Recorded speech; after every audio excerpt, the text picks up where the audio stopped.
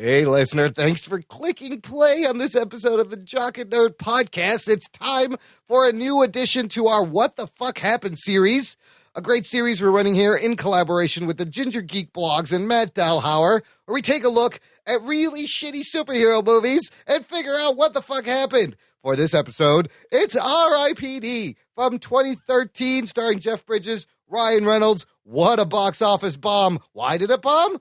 Well, we're going to find out right now in this edition of the Jock and Nerd Weekly for Friday, January 20th, 2017. Check. Check one. All right. This is for all you fans out there. Let's give it up. We jockin', we nerdin'. We funny, disturbing. We jockin', we nerdin'. We spoiler alert. Oh yeah. Jockin', we nerdin'. We funny, disturbing.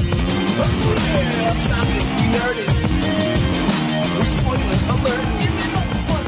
What's up, listener? Thanks for joining us. Welcome to the Jock and Nerd Podcast. Jock and Nerd. My name is Imran. And my name is not Anthony. He's the Rug Boy. And he's the nerd. What's up, Rugs? Yes, that's right, listener. We are sans one jock for this episode, but we are plus one ginger geek. That being our buddy Matt Delhauer. What's up, man? How's it going? What's going on, guys? Glad to have you here. If you've seen the title of the show, it's our wonderful series, a new edition, What the Fuck Happened, the fifth one. And this time, we're going to be doing R.I.P.D., which stands, blech, is right, Rest in Peace Department. This is a series where we take a not-so-good superhero movie and kind of break it down and try to figure out what the fuck happened. And Delhauer is very good at that, which is why we employed him to do this. If you're a first... You didn't employ me. No, you're not getting... First thing, yeah. I demanded you let me do this once, and then you just kept telling me to do it. That's true. Yeah, that's a good point, but I'm glad you muscled your way in because I love these episodes because I could just sit back and enjoy. I don't have to do any of the heavy lifting, and it's a nice break for me doing all the show notes all the time. Geek boner. So thanks for forcing yourself on us, Delhauer. Thanks for raping us. Yes. I was going to say, I just came in and I grabbed the podcast by the pussy. Hey, it's and just made it. Good use of pop culture callback. Look, it's consensual now, that's for sure. Look, if you're a first-time listener to the show, this is the Jock and Nerd Podcast, where every week we sit down, we geek out about what we love. And what we love is comic book-related stuff, whether it's on the movie screen, the TV screen, a printed page, and in general pop culture. So we got a bunch. If you're subscribed to the show, you can check out all the news, reviews, interviews. This show, however, listener, is going to be a little bit different. Like I just said, this is the fifth edition of What the Fuck Happened. So we're going to focus on the box office bomb that was R.I.P.D. In a moment. But before we get to that, I got a couple of bits of show news to get to. We had a tweet from a listener, Matthew Lawrence. That's right. Oh, shit. Matthew Lawrence, star of, no, it's not the Matthew Lawrence. His name is Matthew Lawrence, but he was... Oh, can you relate to Joey Lawrence? I was going to say, if he's not the middle Lawrence brother heartthrob of the mid-90s. Former teen heartthrob, star of Boy Meets World, and superhero cyber samurai something. Remember that one? Oh my god, I forgot about cyber, that show. Superhero samurai cyber. There's like Super Samurai Cyber Squad. Cyber Squad. That's it. Yes, that was Geek boner. that shit. They spelled cyber with an S.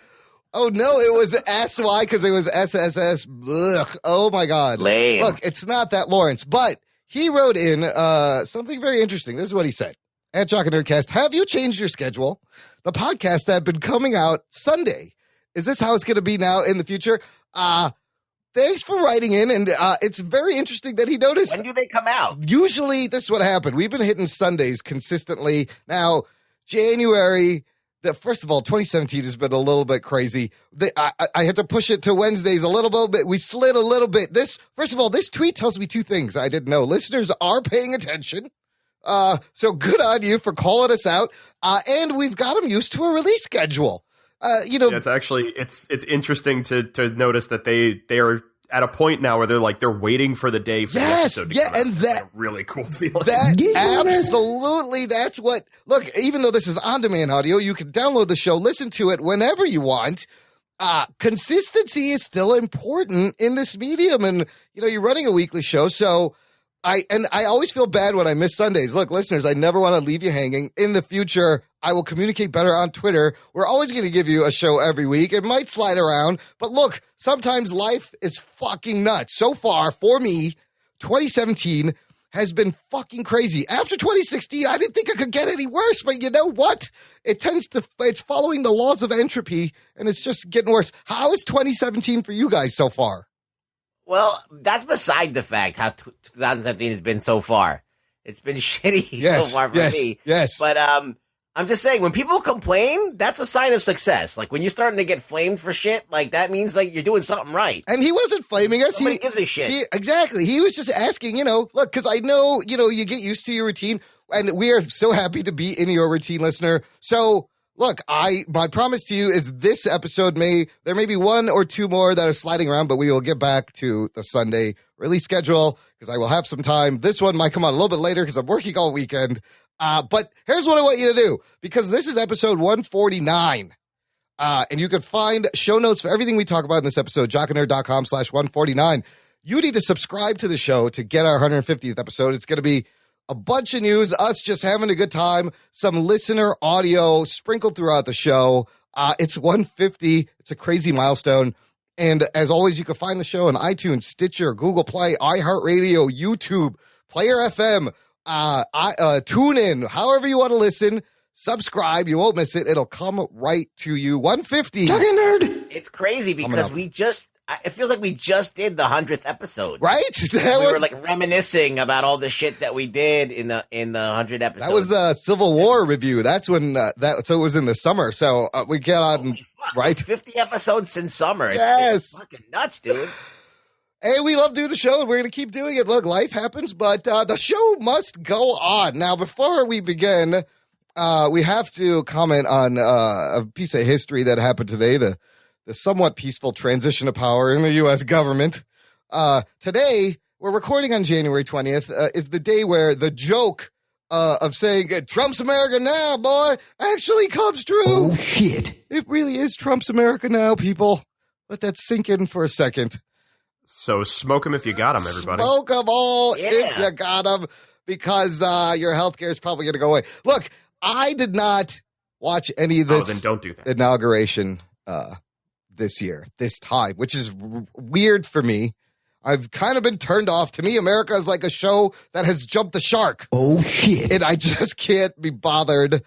Did you guys catch any of the inauguration today?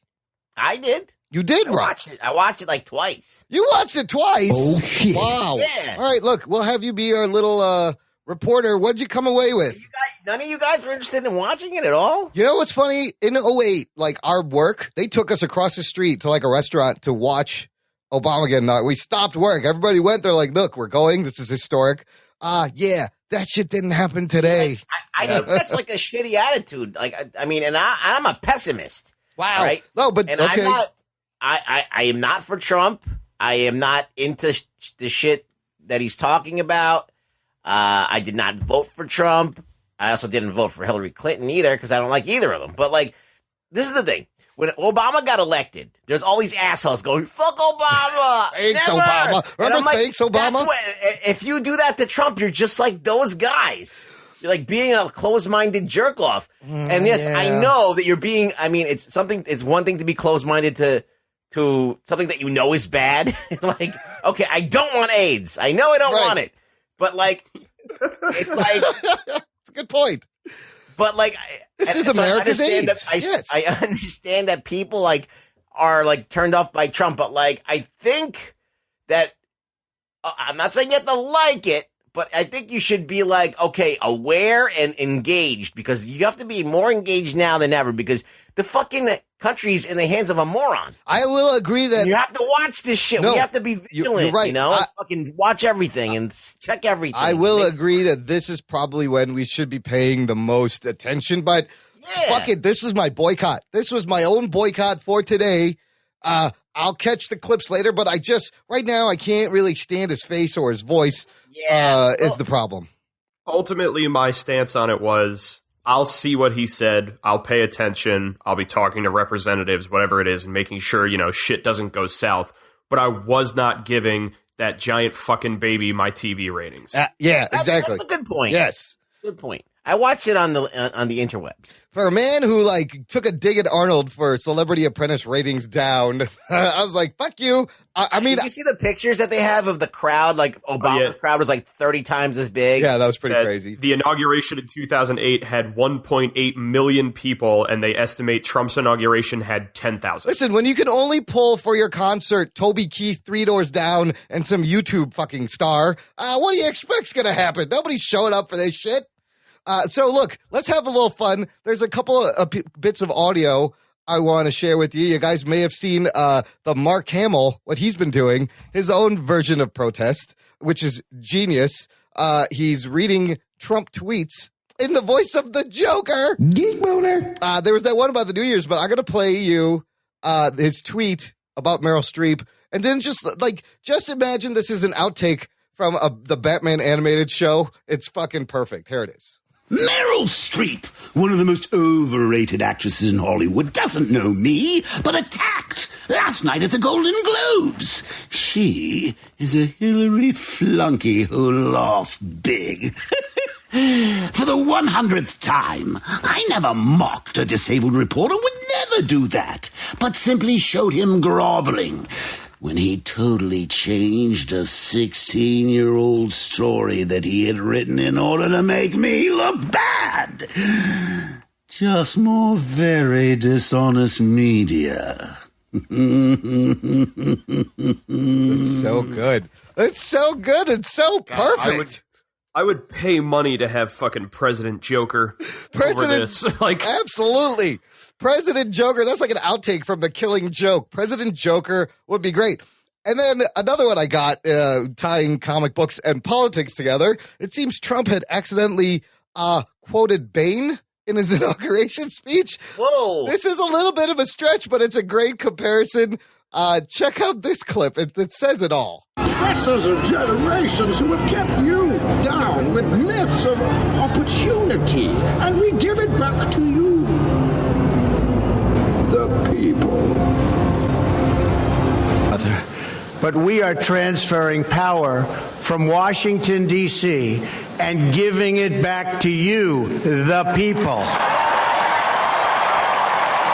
Oh, shit. Tell me that's not eerie. Mr. Trump, what is the next part of your plan? Crashing this plane. It's like, the country is yours. No one will interfere. Do as you will.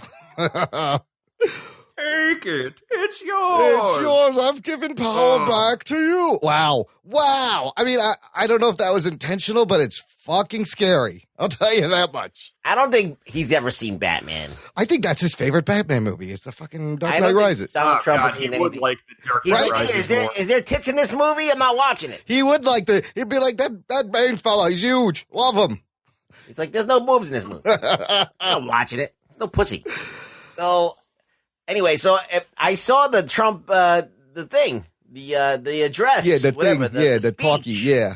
And So basically, just to cover it really quick, is that he made so many. He tried to sound like he was gonna help everybody. Right. Like all of the middle class is gonna get help. Every person, he's going to do everything he can to help America and America first. America's the priority. Nothing else matters. Fuck everyone else. We're gonna make America great again. We're gonna start having business. We're gonna start doing shit. I don't know. So he said all of this shit. There's no way he's gonna do anything. there's no way he can make all this shit happen. Do anything. Why is he even saying he's gonna do it? Because he's not gonna do it. He doesn't give a fuck about that stuff. He's trying to be the populist. He's fooled everyone to thinking he's the populist, but he's just doing the shtick. He's telling everyone what they want to hear. That's all that needs to happen anymore. Wow, we've just entered into an alternate reality. That's what I think happened. There was just some rip in the space-time continuum, and we veered off this way. We were supposed to go over there, and now it's done. I have a theory on that. Ooh, Imran. all right. It went around the internet a little bit. and I agree with it, but I also added a little bit onto it. Now, there was a theory somebody had put out there at one point, as mostly just as a joke, that says, does anybody else feel like that 2016 is the result of a time traveler coming back to fix something, but fucking something else up even more? You know what? That's so interesting, because I had a thought earlier in the week. I was like, I think time travel does not exist, because if he is successfully inaugurated, that means there's no fucking time travel, because they would have fucking showed up right at the moment and taken him out or something. The problem is, if there is time travel, it means that whoever has time travel is on a better timeline than we are. Yeah, they're like, fuck this timeline. I'm going over here. I'm going to change this, and I'm just going to live over there. But there are two possible things I think they changed that led to this. Okay. One is Deadpool. Okay, that's interesting. Because Deadpool not only was a very successful movie and actually did very well for Ryan Reynolds, but even got nominated for a Golden Globe, and there is talk that it does have a possibility of being nominated for an Oscar. I read that. That's fucking crazy. Okay, that could be a sign. Okay. The other one, and I know Anthony's not going to like it, is the Chicago Cubs winning the World Series. No, I completely agree. I already said this. I said once they won, that's it. All bets are off. The world's over. This is the time. This is where the reality split. This is the divergent point in time. And Back to the Future, they win. And isn't the rich asshole? And now we are in Biff Tannen's America. Yes. I was going to say, in Back to the Future, they won in the nice 2015. Right, not in the bad one. That's true. And then when something else happened, and when he went back to 1985, then it was the shitty Biff Tannen, Pleasure Palace thing. But it's essentially, yes, both of those things were in that one movie. The Cubs were never supposed to win. That's it. That's the catalyst. Holy shit. All right. Anyways, I hope everyone survives the next 4 years. Let's get on with the show. The Jock and Nerd Podcast.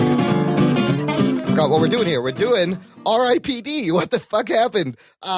But before we get to that, I want to tell the listener, you guys want to interact with us, you want to send us suggestions for the next What the Fuck Happened, we're always open. Just visit jockandnerd.com/contact.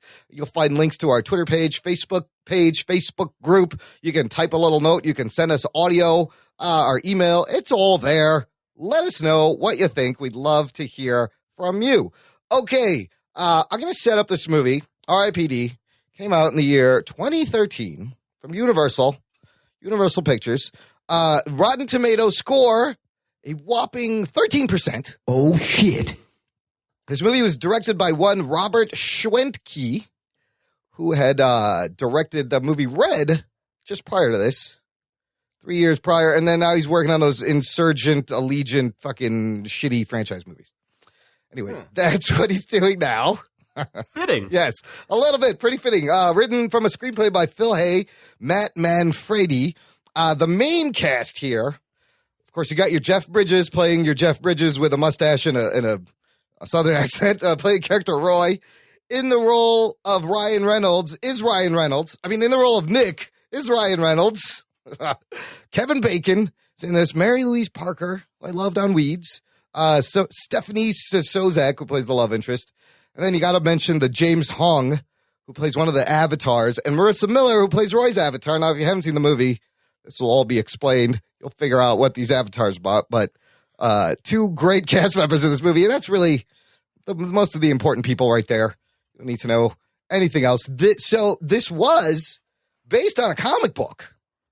Yeah. From Dark Horse Comics, written by Peter Lenkoff. Art penciled by Lucas Maranga and inked by Randy Emberlin. This book came out 1999 through 2000, October 99 through January 2000. So it's a pretty old book. You can read it online. It's free to read. I will put a link in the show notes. And I would suggest you read it because it is better than the movie. That's not really saying. But that's not hard to do. Correct. Yeah. Yeah, it is very much based on what your belief in better is. Right. It's, you can't even, we'll get to that. We'll get to that when we get to the What the Fuck Happened. Now, I want to put into context another property that is going to come up a lot in comparison to this movie, because at some parts it's inspired and direct ripped off by, and the book too, which is Men in Black. All right. Yes. Just in terms of context. So, R.I.P.D. came out in 1999. Men in Black, the comic book, was published 1990 to 91, with subsequent one-shots around 1997. The movie came out in 1997. Right. So that was all well first established. So there's your context. Now, let's move into a little bit of the box office numbers. This movie had a budget of $130 million, which is a pretty hefty budget. Opening weekend, July 2013, it makes $12 million. Okay. Finishes domestic, $33 million. Worldwide, it only made $78 million. Lame. Whoa. So half, just a little over half of its fucking budget. Yeah, pretty shitty. Now, I love these Box Office Mojo pages because they rank all like movies that are similar, and there's actually a bunch of Dark Horse comic book movie adaptations. It's 10, highest grossing, it's 10 out of 15. There's a lot of Dark Horse comic book movies that we forget about. So, like the top, I will read from 10 up. You got Aliens versus Predator, Time Cop, which is Hellboy. You got your Sin City, your 300. Yeah. The Mask, Jim Carrey, and Barbed Wire. Remember Barbed Wire? Barbed Wire. She's at the top? She's at the bottom. That's 15. That's also a very good candidate for this What the Fuck Happened series. And Mystery Men is also at number 11. Oh, so yeah. R.I.P.D. 10. The top most money making is 300, of course. Okay. Followed by The Mask and then 300 sequel. But Dark Horse, it's got a lot of movies out. God, it makes me sad to know that the 300 sequel did better than Hellboy 2. Yeah, that sequel does not hold up. And this movie runs 136 minutes, which is 110 minutes too long. No, we'll get to that. Pretty much, yeah. I think you nailed it. And look, right there, that's it. I'm done. I'm out. Matt Delhauer, I'm going to hand it over to you. Represent Ginger Geek Blogs, and let's get it going. Fantastic. All right. Well, for R.I.P.D., we are going to start off with doing our little plot rundown, which starts immediately with a very Guy Ritchie, almost Snatch era-esque opening, in which we have our stars Ryan Reynolds and Jeff Bridges chasing after a very fat man who is very obviously made from CGI. Badly. Very badly made from CGI, where we also have a voiceover from Ryan Reynolds, who starts off by saying that, that's me, and then it stops and it freezes on the fat guy, and he goes, no, not him, and then it goes to, I think, Jeff Bridges goes, no, not him either. So we already know what kind of amazing comedic styling we're dealing with in this movie. If you weren't certain, in the next 30 seconds, we also get the butt crack of the really fat CGI guy thrown right at the camera. And then he flips off Ryan Reynolds and I think calls him a jackass before Ryan Reynolds gets hit by a car. Harsh words. Wow. And then we jump back 3 or 4 days ago. Because, we're going off of the character Nick, who's played by Ryan Reynolds. From here on, I will refer to him as Ryan Reynolds. Yeah. Is telling you this story. And apparently can't remember how long ago it was that this started, when it wasn't even a week ago. 3 or 4 days. Yeah. 3, 4, or 5, I don't know, whatever. I'm dead, who cares? Nick must be funny. Yeah. Nick is outside of his apartment in Boston, where he is planting an orange tree and burying something underneath it, which we're not entirely sure what it is, but I'm sure it'll be important later. Of course. He then has a morning with his French girlfriend, or maybe wife. They don't really specify what their full relationship is, but she's in her underwear, so they're banging. Of course. And then we get a little bit of lovey exposition about them being in Boston, and him being a cop, and them being in love with each other. Okay. And now that that's done, we'll move on into our next scene, where he goes to work at the Boston PD. Immediately, we are in the locker room, where we get to have Fat Man and Dick jokes made at us in terrible ADR. And Nick talks to his partner, who is played by Kevin Bacon, who I will henceforth refer to as Kevin Bacon. Yep. And tells him that he's feeling sort of bad about the gold that they stole, and thinks he wants to turn it in. And while Bacon is reluctant, he says, you know what, partner? I think you're right. And then they're immediately told that this drug boss that they're chasing after, because I guess they're chasing after a drug boss, is hid out in a warehouse, and they need to go get him. So we get to have more wonderful Ryan Reynolds humor while he makes fun of a man for having a religious medal that he wears, and talks about how he is on the radio giving everyone a pep talk that is basically, don't get shot, don't get killed, and let's go get this guy. They get to the warehouse, and a huge gunfight ensues. Like, they spent a lot of money on this gunfight. In the midst of it, Ryan Reynolds is killed by Kevin Bacon, who doesn't want him to turn him in for being a crooked cop. And then we go into what is actually one of the most well-made moments of this movie, where Ryan Reynolds walks around the frozen interior of this warehouse in the middle of a gunfight that has just stopped in time. And there's explosions and, debris hanging around and people flying through the air. And he walks around before he finally realizes, oh shit, I'm dead. And gets sucked up into a giant sphincter in the sky. Whoa. God's asshole. Where he immediately finds himself in a bright white interrogation room with Mary Louise Parker, who is playing Proctor, the commanding officer of the R.I.P.D, or Rest in Peace Department, if you didn't catch what that was. So he's in heaven, right? Heaven is up. He just, he goes up. Heaven is up. Heaven is Why up, wouldn't it clearly. be? Sure. Except for the fact that they never once mention anything about what sort of afterlife this is. Yeah. No, there's nothing spent on it at all. There's no heaven, there's no hell, there's no God, there's no devil, there's just mention of the guys upstairs every once in a while. So, if anything, I think what we're supposed to believe is that this is purgatory. Yeah.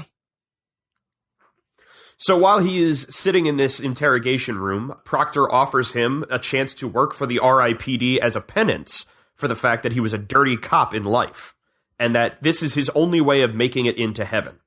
He accepts and immediately has a badge tattooed to the inside of his chest, and is now signed up for 100 years of working for the Rest in Peace Department.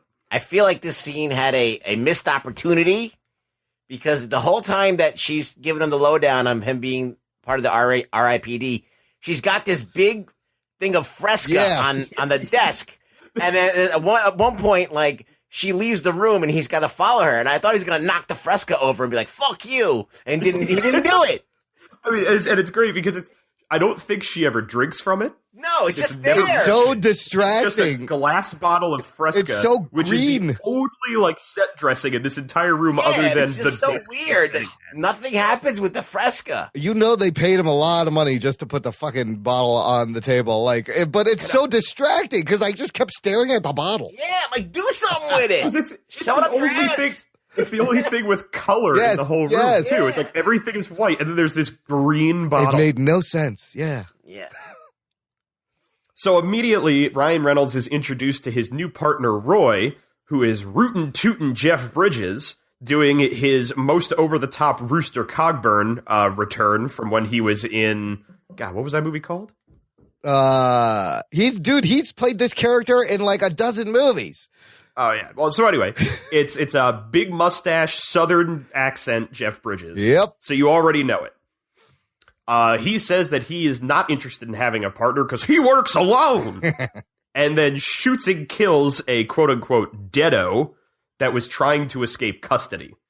So already we know that Jeff Bridges is the Riggs of this pairing. That's right. It's your first of comparisons. This movie squishes so many tropes from a bunch of different movies, and it still just doesn't make it work. So the first stop these two partners have is they head back to Earth, and they have Nick watch his own funeral. Yeah, because that makes sense. That's healthy. And despite Nick being able to have any sort of closure for his own death, Roy sits there and loudly talks through the whole thing about his own death and his own problems.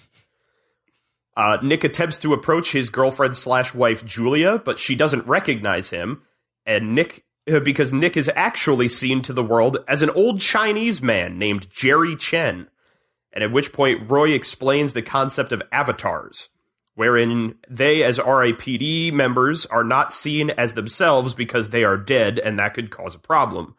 So, from now on, Ryan Reynolds is an old Chinese man, and Jeff Bridges is a blonde supermodel. It's Marissa Miller. It's a Sports Illustrated swimsuit model. And if you didn't catch this joke the first time, don't worry. They'll play it up again and again and again. James Hong is great, too. I love James Hong. He's holding a banana. Yeah. Instead of the gun, he's holding a banana. His R.I.P.D. gun is a banana. It's so funny. So Roy then gives Ryan Reynolds the rundown on how the job works, where they drive around town. The whole time, Roy nearly getting into accidents and never looking at the road, but what does he care? He's already dead. He warns Nick that he needs to leave his wife/girlfriend alone because she needs to get over him, and he's just going to make it tougher. Next, they are on their first assignment when they arrive at a seedy hotel in, seedy part of Boston. So, Boston? Any part of Boston. And they are suspecting that a deado may be living inside this apartment or hotel or whatever the fuck it was. I don't remember. This is where they then run down on their whole thing on how they catch them, which involves things like eating curry very sloppily in front of these men because apparently the scent of Indian food drives them insane. As a Pakistani, I found that very offensive. Why does it have to be Indian food? It always gets a bad rap. I believe it was the cumin. But yes, it was the cumin was what sets them off and then turns them into giant CGI monstrosities. That's where I officially checked out because first that was really it's not funny, it's not clever, it's douchey. It boiled down to being an excuse to just have Jeff Bridges just shove food talking in with his mouth full of fucking it Indian. Gross. It was so gross. You know what? And they had some, like, this whole movie has bits of clever moments. Like you said, that freeze when he dies. I thought that was pretty cool. I liked how, like, he's like, they smell and electricity is also affected. So you can track, like, the flickering lights and track them down. And that was the bit, like, the moment they get into the hotel and they're walking around and he's like, yeah, they drain the energy out of everything, so electricity doesn't usually work well, and they're following, like, the dead light bulbs through the apartment hallways until they find the apartment. I'm like, it's detective work, and it's an interesting concept. And then they just kill it. The moment I was sitting there, I was like, is this movie going to make me like it? Right? Because it's actually building a world. Yes. And then they immediately get into the whole, like, Voight Kampf test with Indian food. It just ruins the whole thing. And I was like, oh, this is just fucking stupid. And this is the thing that I really hate, is I hate the way that they handle the deados. The deados are so lame, and they're not, first of all, they're done bad. Yeah. Oh, yeah. I don't like the concept of them being, like, weird, like, I don't know. Well, what was even worse was, like, he comments at one point, I think, about how the guy, like, the first deado that they come across as a team says something about how this guy was a snitch, and that was a reason as to why, like, when he transforms into his weird version, he's got, like, the giant mouth and stuff. So it's supposed to have some sort of, like, meaning behind their design. Yeah. But because they can't give you a meaning for every single deado they come across, especially in the end when they're taking on, like, an army of them. It's all generic. They just become, like, random, stupid, like, ogre-looking creatures, really, and you don't know why. Really bad Incredible they Hulk. Look ridiculous. Yeah. They look like they look like Shrek cartoons or something. Yeah. I don't know. They don't look like, they're not done well, and it's just terrible. Like, I don't know. I don't know who thought this looked good. I don't know where they spent this $130 million. Probably all on Ryan Reynolds. Like, this is what I Jeff think, Bridges. and this is just, because we're here on the deados. Like, if you read the comic books, these things are not human at all. Right. They're demons, Yes. and they look like demons and shit. If you go apart from humanity, you don't have that uncanny valley anymore because you're not trying to make it look human. And it would have played better. The whole visuals would play better. Yeah. But because there's this element of humanity, it just looks off and looks terrible. Yeah. So there you go. So they discover that the man they're talking to is a deado, and Roy, in the elevator previously, gave Nick his soul killer bullets, which, if you shoot a deado in the head, will extinguish it from existence. And they never explain why. Well, yeah. Yep. As they find out that the deado, a snitch, transforms and suddenly reaches into his fridge and eats a bunch of gold pieces, which are the same type of gold pieces that Nick had stolen when he was a corrupt cop. They give a chase, which involves them falling off of buildings, Jeff Bridges riding Ryan Reynolds down to the ground like the atomic bomb in Dr. Strangelove. Oh, yeah, that's right. Because they can't die anymore and or take injury at all. And making comments about, make your body go entirely limp, because apparently that makes it so it doesn't hurt. But if he didn't, he would get hurt? Hey, I don't know. That doesn't make any sense. That whole thing with the animation's terrible. They look like they're rubber dolls. They don't. Yes. It looks like And that watching a was cartoon. the problem. Like earlier on, when they kill off Ryan Reynolds, like he's up on like the third story of a building. He gets shot through a window and falls to his death. But they make it so cartoony when he lands, where he like lands on his neck and bounces and flops around That's right. before falling. Yes. Finally, it's like that's not how human bodies horrible. work.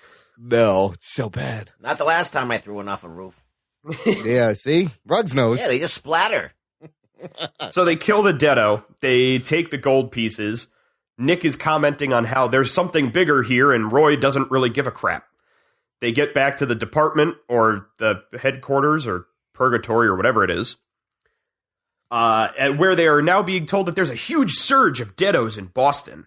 And Roy and Proctor have this kind of weird sexual tension fight about being into each other, but he's a loose cannon, and the mayor's on her ass about this one. And they process the gold pieces into evidence, except for one piece that Nick takes with him. And he says to Roy that something fishy's going on, and they really need to be looking into this. So they decide to travel to none other than Fenway Park. Because, well, I mean, you're in Boston. You don't not shoot at Fenway. Where we meet up with a Deado who has been hiding out among people because he really likes the Sox. And it's Mike O'Malley. Now, the thing was, in this scene, I actually enjoyed a little bit of it, because while you're having them play like the good cop, bad cop, and Ryan Reynolds is grilling Mike O'Malley about the gold pieces, you also have Jeff Bridges doing a great character bit where he's trying on different hats, because in the last fight, he lost his cowboy hat and is fucking upset about it. Which, yeah, he's like, no, my hat! So at which point, the Deado Elliot claims he doesn't know anything about the gold, and they say fine, and they leave. But they know that they can't trust him, so they track him, because no one ever suspects that the giant car right in front of the door that they're leaving, that have the two guys that were just interrogating them, is going to follow them when they leave. Well, he set him up with a trap. He gave him a piece of that gold. That and then he's like, let's see where he takes it, because he's gonna go meet his guy. But at the same time, I mean, I think it's funny the fact that they're like, let's see where he takes it. And as he walks out, they are parked on the curb in front of him, like staring at him. Like it's so lazy. They were just like, they didn't want to try to make it like a little chase and detect scene there. And Mike O'Malley goes around Boston, and we find out that he meets up with none other than Kevin Bacon. So Bacon, realizing that the gold is now potentially in trouble, goes and visits dead Nick's still living girlfriend and or wife, basically tells him that Nick was a corrupt cop and that he needs to check on something to see if it was true or not. Digs up the tree, finds the gold, and basically shit talks dead Nick to his still living wife. Classy, real classy Bacon. What a dick. As well as Roy finds out by watching Kevin Bacon doing this that Nick was a dirty cop and is not happy about it, and the two of them get into a fist fight over it. But it's solved fairly quickly because they still need to follow Kevin Bacon. Of course. And Kevin Bacon meets up with a fat dude dressed like Elvis. Yeah. This guy's great. who he then transfers the gold over to again. So this is now 2 handoffs in one day. Nick and Roy decide that they're going to corner Fat Elvis and try and find out what he knows, but he decides to willingly transform into the giant fat Deado version of himself, and we're now to the chase scene that we started at in the beginning of the movie. You know what? Before he transformed, that dude, unnecessary, by the way. The dude, I was like, this is fat evil Delhauer doppelganger. That's what it reminded me of. No. This is like your, Okay. I mean that with love. I was like, yeah, I really don't know where he's going with this. I'm not on board with this at all. I'm just saying, this is like parallel universe. I meant that with love, Delhauer. That's what it reminded. He was just a ginger with the awesome sideburns. Yes, with the amazing sideburns and the giant Elvis glasses. The TCB glasses. Those things are classic. So they then decide that they're going to chase after this guy, which leads to them going on a wild chase throughout the city where they don't kill him. They destroy an elevator, bust through the roof of a building, fire their gun a whole lot, destroy 2 more buildings, and he gets away. He's very agile, too. He, like, flips in the air and runs up a building. He's got, like, Spider-Man powers. Like, what is this? Running up walls. What the fuck kind of powers are these? Nothing. To try and explain what in the fuck the abilities of Deados are. It was as if they were sitting there and like, well, I mean, because that they're not really real things, let's just have them do whatever. Like, this movie sucks. Who gives a fuck? Let's just finish it. Yeah, apparently they can do whatever they want whenever they want to do it, and that's just cuz. And because that they lost the only lead that they had, the boys returned to the R.I.P.D. station to be chewed out by Eternal Affairs. Wink, wink. Oh, clever. Whoa. That's Lame. Clever. At which point they also discover that the bits of gold are part of an ancient artifact known as the Staff of Jericho. Oh, of course. Which, for some reason, was built to have the ability to reverse the flow of that giant afterlife sphincter in the sky, which would mean it would rain the dead upon Earth. The diarrhea of the dead, as we Yes. Instant heaven enema. And if that wasn't enough, the 2 are off the case. Ugh. This movie, man. I know. So Nick decides he's going to go see his wife again, because why the fuck not? They're not allowed to go on the case, and apparently Earth is going to be destroyed in a few days, so why not just stalk his wife as an old Asian man? As an old Asian guy, right. That's not weird at all. Hey, man, you never know. She might have a thing for it. I mean, she was into Ryan Reynolds. Who says she won't be into Ryan Reynolds, who's inside of an Asian man? Exactly. Well, that's a movie I should write. Meanwhile, Roy is following him, telling him that he needs to stop haunting her and she needs to go on living with her life. And Nick tells Roy he's glad a coyote skull fucked his corpse. and that from there the partnership dissolves and they go their separate ways. And then they meet up again in the next scene where they're sitting along the side of the river and Jeff Bridges is playing an accordion. For no apparent reason. For no Singing reason. one of his Jeff Bridges songs. Nick immediately apologizes for saying that he was glad a coyote skull fucked him. And they decide to say, you know what? Screw Eternal Affairs. If we're going to get fired, we might as well solve the case first. And then cue like the Starsky and Hutch theme, I guess. There's parts of this movie where I'm like, is this going anywhere? What is the point of any of this? So the 2 decide that there's something fishy about Kevin Bacon, and you know what? He's probably a deado. Because Roy heard a thing about how sometimes deados can stop themselves from seeming like deados if they have a super secret item on them that can help them or whatever. Bacon's got no stank on him. Bacon got no stank. Ain't no stanky bacon. Yeah. And so Nick decides, you know what it must be? It must be that religious medal he wears that I always made fun of him for. Dun, and it dun, turns dun. out that was right. So Kevin Bacon hands a piece of an artifact to another cop they worked with, and Julia talks to Bacon about Nick haunting her, which tips him onto the idea that Nick is probably a part of the R.I.P.D. It also doesn't help that Nick and Roy show up immediately after this phone call. So Roy heads in to question Bacon while Nick sneaks around back. And they corner Bacon in his kitchen and force him to lose the Medal of Christopher, or the St. Christopher Medal, which reveals that not only is Kevin Bacon a deado, but he's a deado that brings the entire fucking house they're in to the ground. He's got strong stank. He is the stankiest of Bacons. Wow. So they arrest Bacon after a short scuffle, but it is very obvious that Kevin Bacon, like the Joker and Loki and that dude from Skyfall, Yep. wanted to be caught. Yeah. Right. And the whole plan was for him and his guys to get brought in so that they could then steal all the gold from R.I.P.D. and get out. Because they used a time-slowing bomb? It was like a time bomb. Yeah. It was a little time-stoppy bomb. But apparently it doesn't affect the deados, only the other dead people who aren't them. Yeah.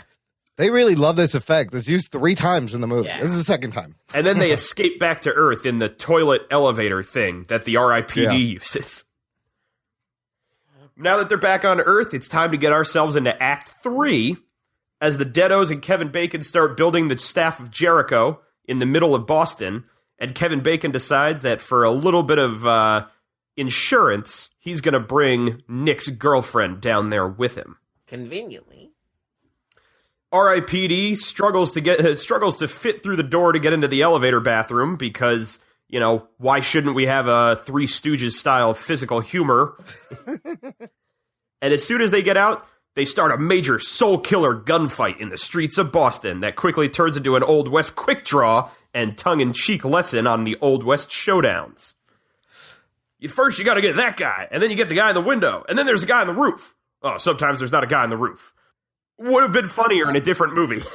Yeah, no, Bridges is chewing the scenery. Like, he's got some lines that should be great, but none of it works. And that's the thing, is like Jeff Bridges is giving his all because he's decided if he's going to be in this shitty movie, at least he's going to have fun. And he's at least fun to watch for that fact. Yeah, he's having because the fun. movie around him is so garbage, you just groan at it most of the time, too. Yeah. Right, he has a great line where he goes, I invented this shit. And it's supposed to be badass, but it doesn't come across as badass. No, not at You're all. like, what? Not at all. Because the people that he's killing are terrible CGI monsters. Yeah, you just can't get invested in this fucking thing. Yeah. So the two of them are rushing through the streets of Boston to get to the Commonwealth building so they could stop them from building the portal to Jericho or whatever. And they get into a car chase / city disaster scene with the Deados, with buildings falling down around them and them crashing into other Deados and cars hitting them and they're firing guns. And then the giant Elvis dude jumps on the front of the car and they're all like, make sure to make your body go limp. And they crash it into a wall and kill him. There's a really bad CGI car, too, that falls. Did you catch that? Yeah. I don't know. Oh, my They have him falling off of the parking garage. And it's clearly like a fucking fake car. It looks so horrible.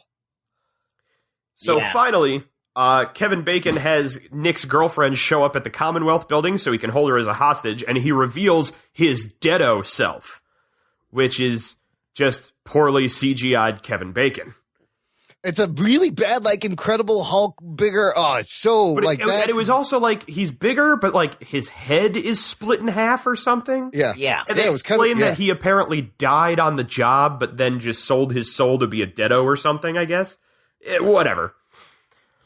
But news helicopter is destroyed. Fat Elvis is dead. And Bacon decides he needs to sacrifice Julia to open the portal because, you know, why not also make this into Blade where it needs to be blood magic in order for this Yeah, I to guess you need a blood thing also with this giant heavy-ass gold thing that shouldn't even be... You know how heavy fucking gold is? That thing was huge. It should have collapsed the whole roof. Gold penis. There was a That giant giant gold phallus. And it shot a load into the asshole of heaven. And and then then to the drop asshole out just the shit out dead Yeah, people. it was diarrhea of dead came out. The heaven colonic, you know. The whole thing is an enema analogy. Oh shit. This town needed an enema. This town did need an enema. This movie needs an enema. So the girlfriend gets stabbed. Her blood is now powering up the staff, and Nick and Roy get into super slow-mo gunfight. And as they chase across the roof, we then decide the best thing for us to do here is have Jeff Bridges destroy the staff, or penis, or whatever it is. Yeah. Cock of Jericho. And Cock of Jericho. Ryan Reynolds is going to go fight Kevin Bacon, which means we get to have about 5 minutes of CGI Kevin Bacon just beating the shit out of Ryan Reynolds.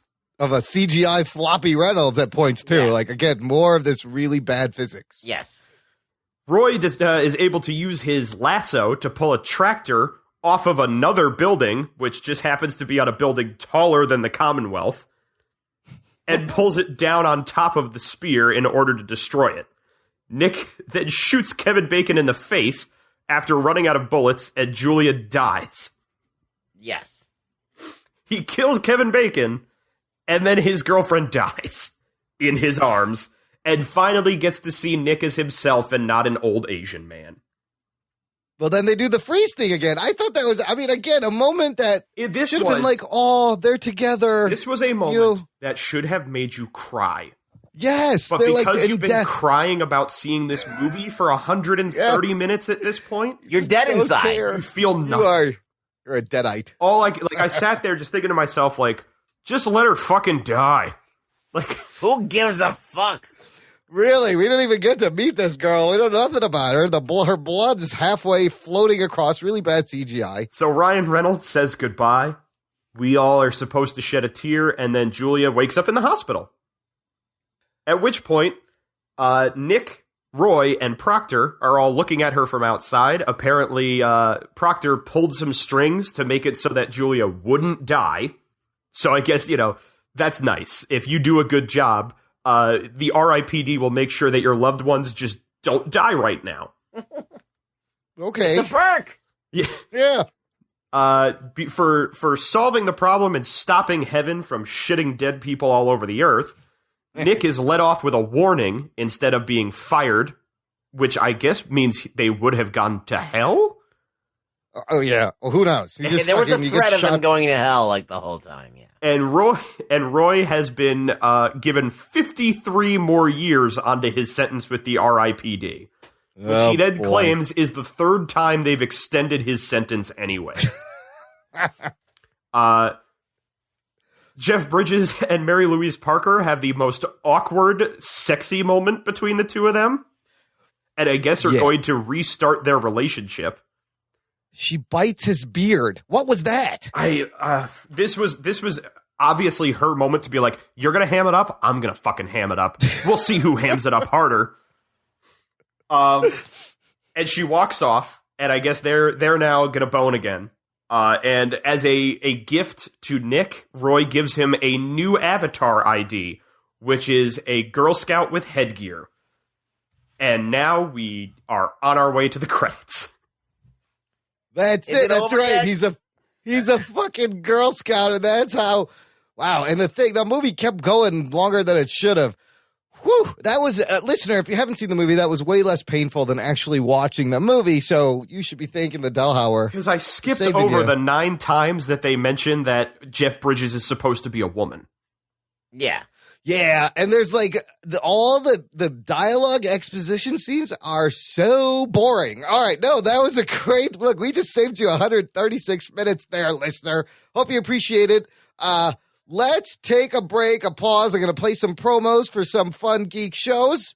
We're going to come back. We're going to figure out what the fuck happened to this movie. After these messages, we'll be right back.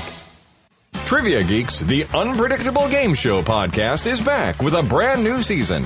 They've got a new host, new games, and a new day and time. But that's not all. Now you can download their companion app, Triv Now, and play along in real time. Watch Carrie on YouTube as she tries to convince her partner that his Dark Knight hasn't risen in years. Listen on Diamond Club and Alpha Geek Radio, Wednesday nights at 9 p.m. Eastern. You can also follow the show on Facebook and Twitter and get all the latest updates and showtimes.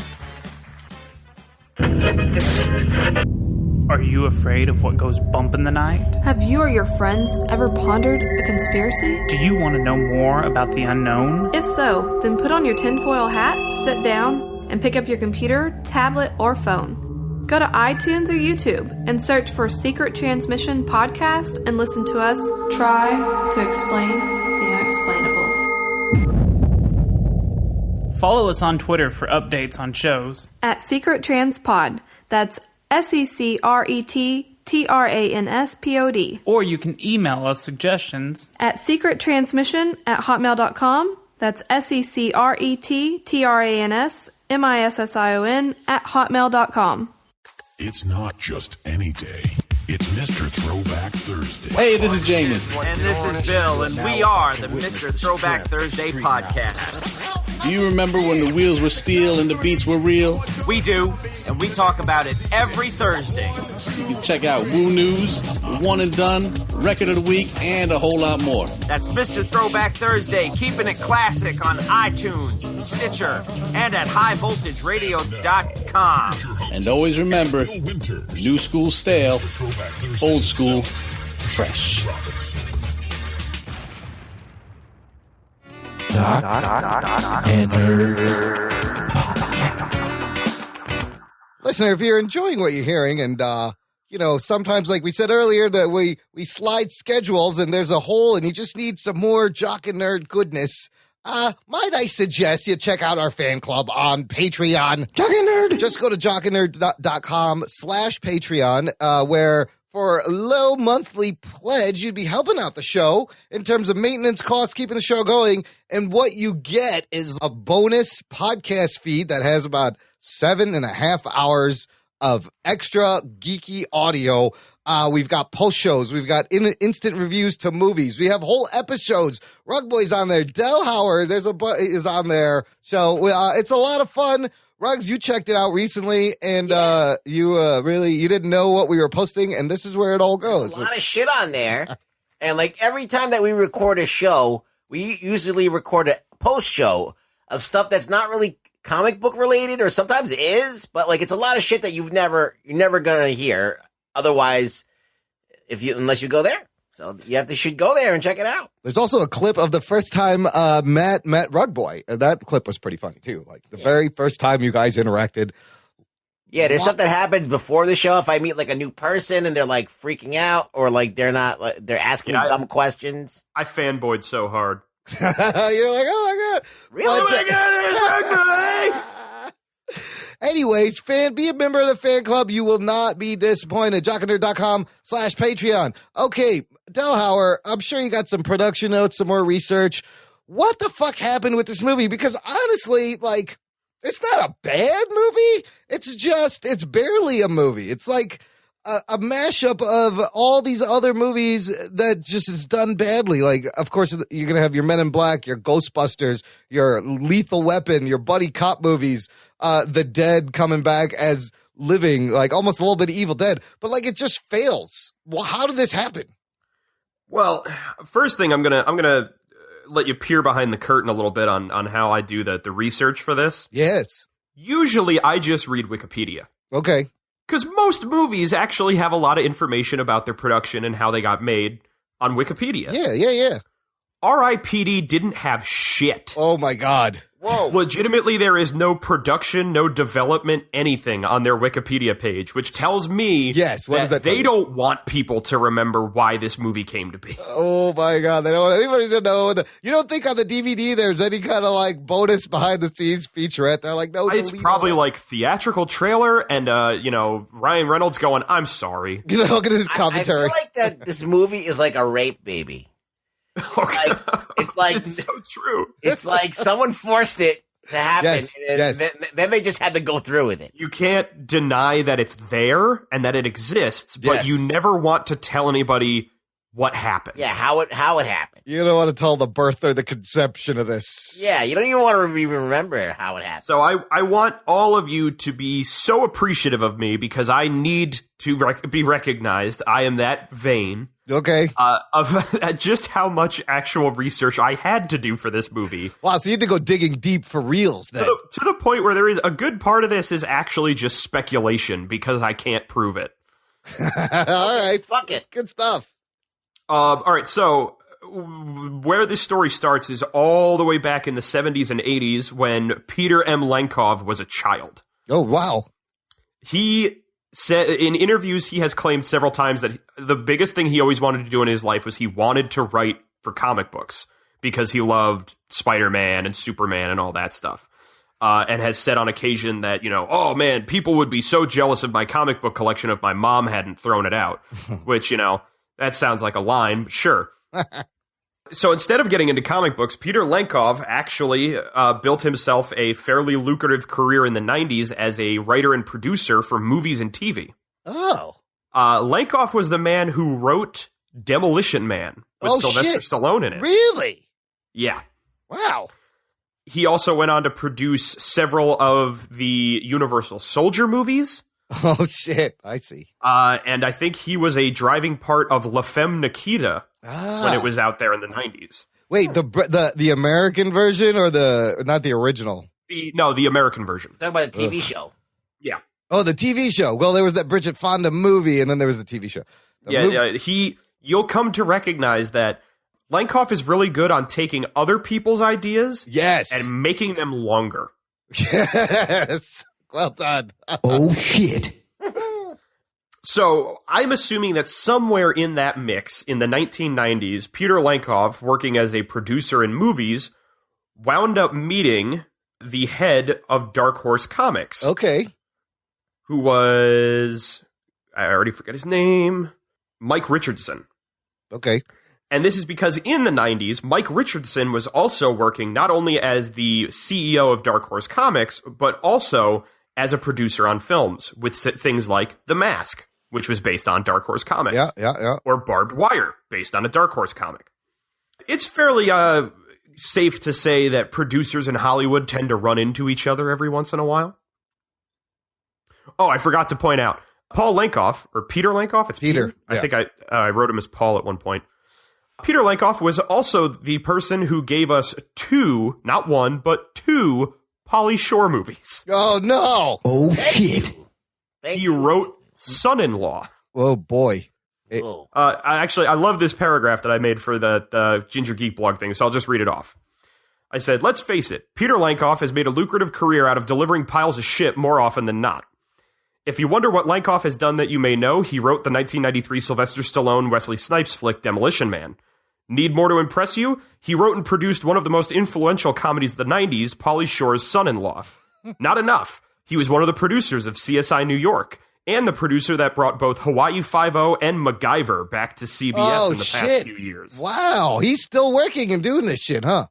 Yep. Ultimately, Lankoff is one of the people that proves being a producer means being able to find work and make money, despite the fact that what you make isn't ever actually good. Ew, has anybody seen the new MacGyver? I tried to watch it, and it was not good. No interest in that shit. So this guy pretty much knows everything that I don't give a fuck about, and then he just makes it. Wow, he knows how to make crap. That's fantastic. So at some point, he met and became friends with Mike Richardson. I can't prove it, but I'm going to guarantee it happened. Sure. What do you? Go ahead. I was going to say, Mike Richardson decided, because he has a comic book studio, to finally give Peter what he's always wanted, the chance to write a comic book. And so Peter decides he's going to write this story idea called R.I.P.D. Now, that sounds like a dream come true for somebody. But in all honesty, I'm fairly certain that the idea for R.I.P.D. was not something that Peter wanted to make for a comic book, but instead an idea that he and Mike Richardson knew they could sell as a movie and decided to make into a comic book basically as a proof of concept. It's only 4 issues, and it's a quick read. Like, it doesn't even need to be 4 issues, honestly. You can just put it into one. And not only is it a quick read in 4 issues, Richardson and Lankoff optioned it as a movie before they even produced the comic book. What? But this is like 13 years before this movie fucking comes out. Universal bought the idea from them, the option to make it into a film, in 2001. Wow, they were sitting on this for like a decade? Yes. Jesus. For, what is it, 16 years now? Oh, so shit. at that point it was 12? Wow. So he wrote the comic book. Yes. Okay. The two of them are attached as producers on any option that they have for a film. Okay. I, in all honesty, think that Universal bought the option for this as a film, not because they wanted to make it, but because the fact that they had recently seen great success with 2 Men in Black movies, knew that if any other studio got their hands on it, they could easily start trying to steal away the Men in Black audience.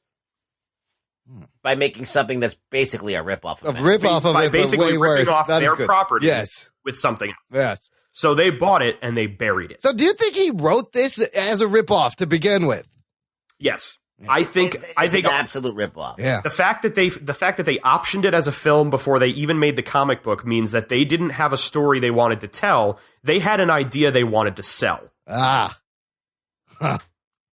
So they see Men in Black, they say, hey, wow, that does real well. What if we did that, but, instead of aliens, it's like demons. Right. They're like, right. oh, yeah, man, that'd be so great. Yeah. And then, obviously, at some point, somebody said, yeah, dude, Men in Black meets Ghostbusters, I'd see that movie. This makes so much sense because Men in Black, like we said, they came out in 97. This book comes out in 99. There you go. There you go. So, the comic book comes out. It's only 4 issues. And in all honesty, it's not good. It's better than the movie, but it's just it's very quick. Yes. There is no character development. No. It is definitely far more violent than the movie. I like it more than the movie. I do too. I do too. Yes, but I don't like it in general. But it's still not great. But, well, yeah. Let's just talk about some of the things that happen in the comics that are different than the movie, real quick. It's basically it's basically the same idea, except they go into hell, and they're actual demons. Like I said before, the comic book is demons, not disembodied or disfigured. Demons. Yeah, it's not deados. Yeah, they're actual demons that look like devils and shit. Well, they just look like they look like monsters. But they're not humanoid monsters. Yeah. And at one point they have to go to hell to retrieve this sword. I think it's an angel's sword. The sword of Archangel. Yeah, Satan. Yeah. The quick run over is Nick Cruz instead of Nick Walker, because God forbid we have a Latino man starring in this movie. It's a little more ethnic. Dies on the job. And it's not from his own partner. He is killed by an unseen gunman. Yeah. Is enrolled into the R.I.P.D. Is then partnered up with the rootin' tootin' cowboy cop. And the two of them try and figure out who... And they tell him that his first assignment is going to be to get closure by finding out who killed him and why. Yeah, and they try to set up some rules. And also, in the book, Roy is retiring. He's coming to the end of his 100-year thing. This is his last job. It's totally Lethal Weapon. In that sense, and this is his last job. But they changed the MacGuffin, like you said. It becomes the Staff of Jericho instead of the sword of Archangel Michael. Yeah, it's the sword of Michael. So what it is that in the midst of them trying to find out what's going on, there is a small demon that I don't even remember the name of, who has a plan to escape hell, find and steal the sword of Michael, which is said to be the only item that could possibly kill Satan. Yeah, return to hell, kill Satan, and then take over as the ruler of hell.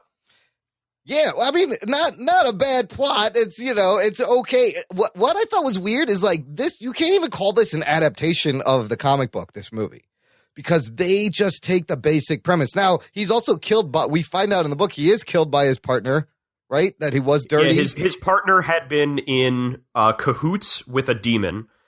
He was gaining, I believe it was extended life. Or like he was allowing demons to escape onto Earth and was selling a drug that apparently was like demon dust or something. That never really played into anything. Yeah. Went nowhere. But it was a trade-off that he was letting them onto Earth and they were like giving him extended life. But even that simple plot point of that guy getting the sword and him going into hell and trying to kill Satan is way cooler and less repetitive than the swirling thing above the sky that we've seen in like 10 movies already. In every fucking movie. That they're still doing. Yes. As recently as Suicide Squad. They do it in Flash all the time. There's always swirling fucking things. Yeah. But so in terms of the story, like they don't adapt the story of the book at all, really. They take the characters like you said, and make it is something the else. very basic concept. Yeah. And then the end of the story is that they go chasing the old partner into hell. They wind up killing the demon that has the sword of Michael, saving Satan from being killed. Yeah, it's kind of interesting. They save hell. They have to save. Which then also essentially stops an impending war against heaven. Right. And because they saved Satan from being killed, he grants them the old partner that they are allowed to take and book with the R.I.P.D. and allows them to leave hell. Oh, and he gets closure for his death, and I think Roy just retires. And then at the end, they book the partner. Roy retires and rides his horse into the bright white light that is heaven. Yep. And then Nick carries on with a new partner with his 100 years on the R.I.P.D. Oh, the other thing that they did in the book that I was wondering if they would touch on in the movie or not was that Nick's old partner also has decided to move in and start dating Nick's ex-girlfriend. Oh, that's right. He was moving in on her. Yeah, he's moving in on her. That's right. So one of the major flaws is they took all that cool demon hell locations and put everything on Earth. And it just, like you said, Ruggs, it gets repetitive. It looks really bad. I don't know. Who do you blame for the way it looks? I mean, they had a good budget, but... I mean, like, why, if you're sitting there, like, this is why I don't get about Hollywood and shitty producers and fucking shitty studios. It's like, all right, how do you not know that doing something that is close to human is almost impossible to pull off? Why would you even try it? Yeah. No, I agree. To make it just look like some crazy monster is just more believable. And it's probably cooler and more memorable. And especially in the comic, like the comic is also a lot more violent. Yeah. There is a moment where when the demon that escapes hell finds the Sword of Michael, he only finds it by torturing a priest. And then when he gets the information as to where it is, turns him inside out. Oh, yeah, that's right. It's pretty violent. There's a lot of heads getting chopped off. And like when people get shot, they're bleeding and stuff like that. Yeah. Like it was a much more adult take on this concept, which I think would have done major things for the movie. And that was the problem. The movie did everything it could to take this adult comic book and make it like family friendly. Well, they dumbed it down. It was, it's PG-13. So now it's Looney Tunes, physical humor. Yeah. Death is not frightening. They don't say hell, they don't say heaven, they don't deal with demons, they don't touch on any sort of theology or mythology. Yeah, they fucking whitewash the whole thing. They sterilize the whole thing so that no one could possibly be offended by this. Wow, but this thing sounds like it was a cash grab from the very concept, from even the initial proof of concept. Oh, absolutely. Yeah. No, it started out that way. Why would Reynolds want to be in this just for the payday? Yeah, let's talk about the cast. All right, so we're going to get into them actually building the movie now. That'll be touched on. Okay. Go for it. So after Universal optioned the movie, they immediately shelved it. And like I said, I think because they just wanted the idea of it out of the ring in Hollywood. And they kept saying it was things like, the budget would be too high. We don't have the effects budget to do it. But at the same time, they didn't even have a comic. I don't think they even had a script. So they were just, making shit up to tell basically Lankoff and Richardson, yeah, maybe we'll get to it one day now. Fuck off. Meanwhile, they put out a third Men in Black movie, which does all right, but has proved that a lot of people feel like maybe that concept has some life in it, but, Will Smith's not going to come back for it. Tommy Lee Jones wasn't even really in the third movie. We can't keep going with that series.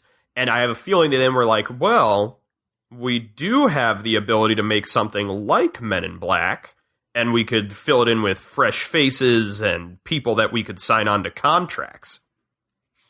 So they decide they're going to finally go after R.I.P.D. But like a studio who has no idea what they're doing and does not want to take any risks with it, they go unbelievably on the super safe side. Yeah. Now, one of the big things that also worked in their favor was, in 2001, comic book movies weren't really a thing. Right.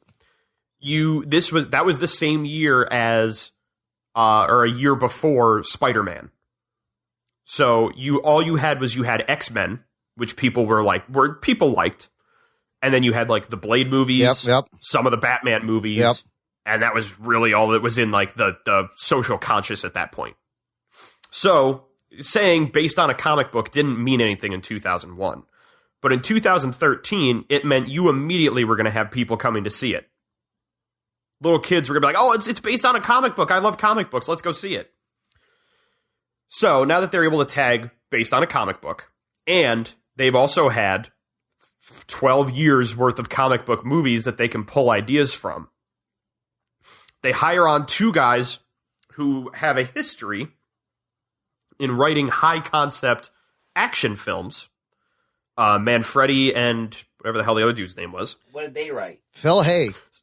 They wrote Aeon Flux. Ugh. Okay, that was decent. Was it? They wrote the remake of Clash of the Titans. Okay, that's bad. Oh, yeah, that wasn't... I think I saw that.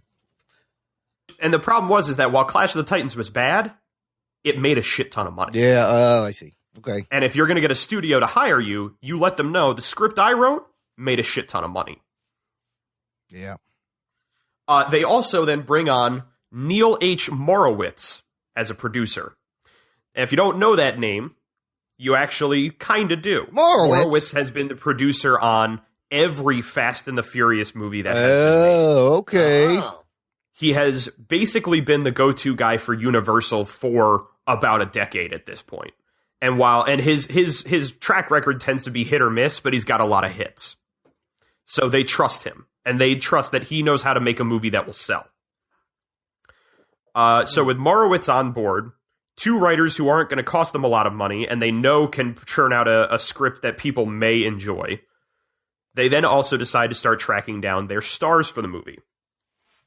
Now, at that point, Ryan Reynolds had already worked with Morowitz on a few different films, which tells me that he was most likely the reason Reynolds came along. Okay.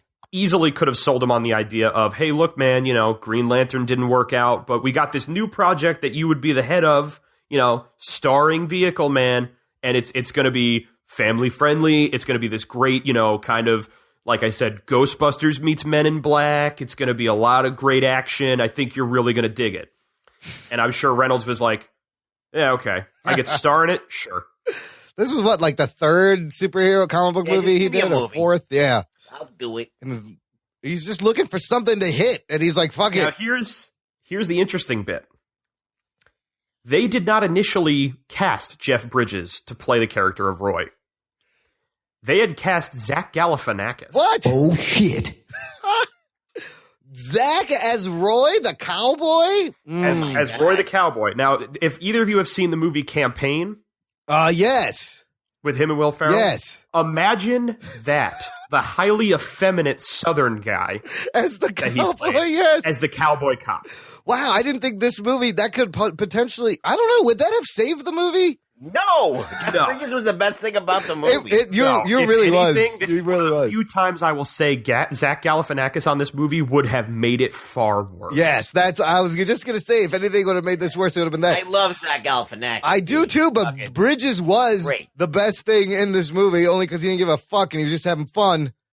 And that at that point, this is after several of the Hangover movies and a bunch of other stuff had come out, so Galifianakis was a big name. So they immediately were like, look, man, Ryan Reynolds, he's great with action. Zach Galifianakis, great comedian. Everybody loves both of them. This is going to sell no matter what. And then Galifianakis has to drop out because he realized he is contractually obligated to make a third Hangover movie. Okay. So he's gone, and they're kind of scrambling. And I can't tell you who it was, how it happened, but they got Jeff Bridges. And I'm going to say Jeff Bridges was high. And they said, you could do an accent. And he went, yeah, I'll do that. He's like, I like playing cowboy. He does. Just let me grow a mustache and sing some songs and do my southern accent. I feel at home. I need to play the accordion. Yes. So they're already filling in their casting bill with some pretty recognizable names that aren't going to break the bank, but are definitely going to cost them a pretty penny or two.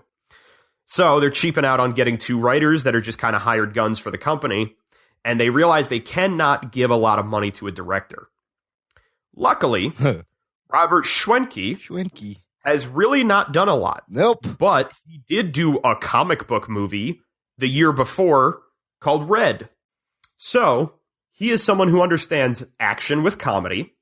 He understands the idea of using a comic book as a basis for making a movie. And he survived working with Bruce Willis, so I mean, the guy has to know some shit. No shit, that's not easy. And because they got the director of Red, he also brought along with him Mary Louise Parker.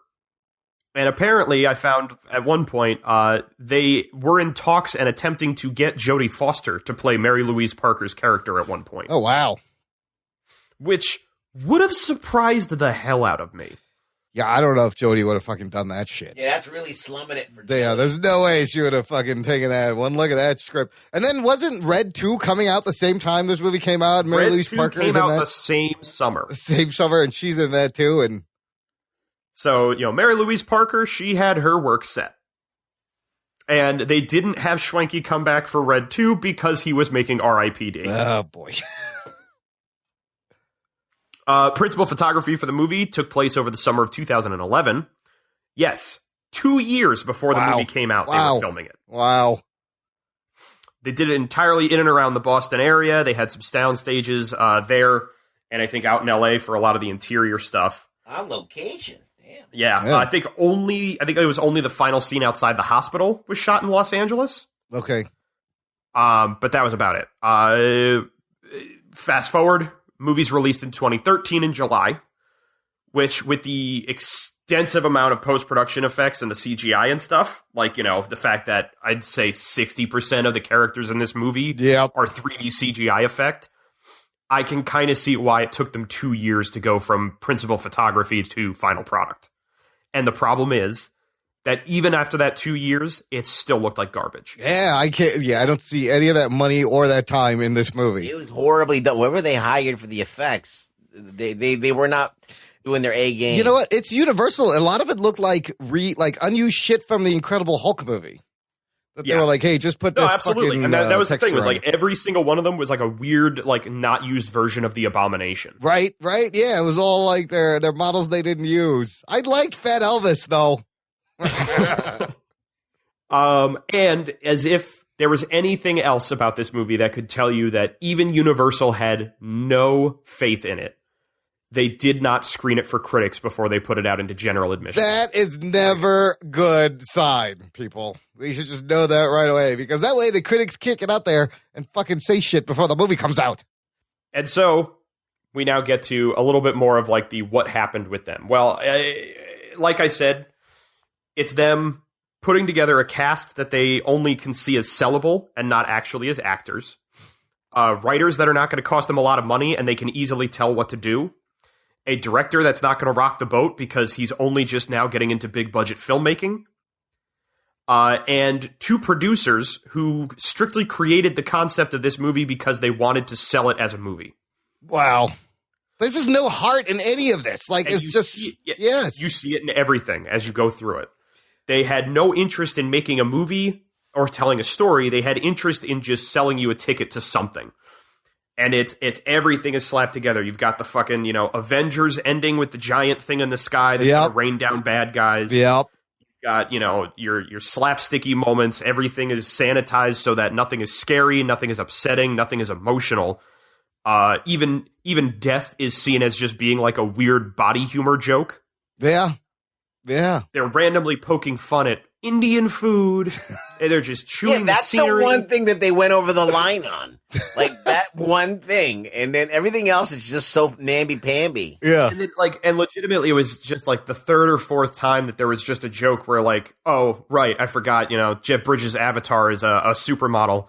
I was just like, oh, God. Yeah, people like catcalling her everywhere. I feel like that whole thing was wasted more. Like, I wish they had more fun with the avatars. I didn't think they used them enough. And like, none of that stuff was in the comic book. The fucking Indian food shit is not in the comic book. It's just, doesn't make any sense. And what I think is interesting is there's an alternate opening to the movie. Oh, really? That I guess you'll find on like a DVD or whatever that I found online that would not, granted, an alternate opening does not save like a garbage third act, but it would have been, it fell more in line with the comic, in all honesty. Okay. So it starts off that it's like a dark, rainy night on a street in Boston in Chinatown. And they've got Jeff Bridges there on his own, and they're doing all of like the spaghetti Western camera shots where it's like the drastic close-up on the eyes, the rain coming down off of his hat, him slowly walking, one step at a time down the street with the spurs jangling and everything. And he gets to this aquarium shop. And as he enters it, it is legitimately just wall to wall, several aisles of just aquariums filled with water. And he starts doing his whole, answering, asking questions and throws the bag of Indian food at the guy's feet and everything. But like the whole time he comes off as very menacing instead of being like campy and silly. Yeah. And then when the guy turns into the Deado and tries to escape, it's then this big shootout scene where he's firing and the tanks are exploding with water and he's chasing after him. Proves that if they try and shoot him with a regular gun, the R.I.P.D. can't be hurt by conventional weaponry and all that kind of stuff. Yeah. And it's like it's just weird enough. It sets up the rules enough, and it's tense enough that you're like, okay, what are we getting into here? This looks pretty interesting. That sounds that it makes me wonder, like, would I have wanted them to keep that opening? Probably not, because I think somebody somewhere along the line said, this promises way too much that this movie can't deliver. It makes it, but that's how the book starts. Like, the book starts with Roy, and it's a little action scene, and then it cuts to Nick going, oh, I'm dead. I'm not really dead. And that was a weird thing about the book as well. In the book, people in the R.I.P.D. could die. Right, they did, yes. Roy's old partner gets killed by the demons. In the beginning, now, right. They don't explain what happens to them if they die as a member of the R.I.P.D. I just tend to assume it means they go to hell. And there was also no avatar thing in the book, right? They don't I just assumed they look like themselves, or they didn't. That was all. I assumed they were just fucking ghosts. Yeah, nobody saw them. Yeah, they don't even tackle any of that shit in this movie. But yeah, and that was the thing, was like the avatar idea was interesting, but they relied on that joke way too much. They relied on Jeff Bridges doing improv about coyotes eating his body and fucking his skull too much for it. And it's like, they let Jeff Bridges go off. Yeah. And Ryan Reynolds loves to improv. He couldn't fucking keep up with him. No. Like, Reynolds didn't know what to do. No way. And I think you can always tell that somebody who's involved in an improv moment doesn't know what to do next, because they will either repeat themselves or they'll repeat the other person. And it was the whole moment when they're about to go do the questioning thing, and throughout the whole time, Jeff Bridges is referring to him as Rookie or Rook. Yeah. And he does like can we cut the whole Rook thing? All right, I'm not a rookie. I've been on the police department. He's like, all right, fine, whatever you say, sweet cheeks. And like, it's just this whole thing where it's like he's always a step ahead, and Ryan Reynolds is supposed to be the star of this movie, and he can't even be the star of any of his own scenes. No, Jeff Bridges steals every fucking scene he's in when it's not like totally boring. And Bacon, dude, Kevin Bacon playing the most generic, sleazy version. Like he plays this character in a lot of other movies. The sleazy dick guy, but he's phoning it in. He's barely trying. 100% Kevin Bacon saying, "You're going to pay me how much?" He's barely fucking putting any effort into this movie, and you could tell he's. And then you look at Reynolds' career, and it's like he was just waiting for the Deadpool movie, because that's really the only thing that he's supposed to play. He's not supposed to play anything else. Van Wilder, Deadpool, that's it. He made Van Wilder. He made a couple more movies where he was Van Wilder in them, like waiting. Yes.